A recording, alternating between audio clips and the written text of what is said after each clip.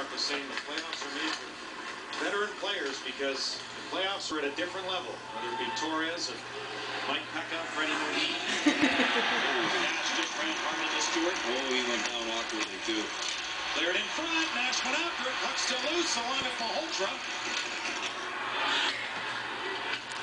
That's my boy. Ken Hitchcock's gone back to a game one status now in his bingo ball.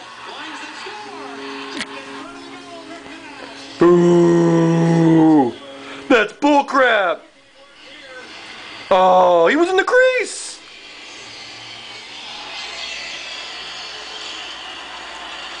Well, if Rick Nash didn't have a 10-foot reach, he doesn't score this. Rick Nash couldn't carry Lindstrom's Monster hit. skates. Early in this shift, but never did get out. I think it hit Nash, didn't it? Shot to the point. He reached out behind Brad Stewart, and I think Rick Nash will get the goal. Wow. That beautiful effort by Rick Nash, that whole shift. You better not be cheering them on. You're mad. Rick Nash scores again.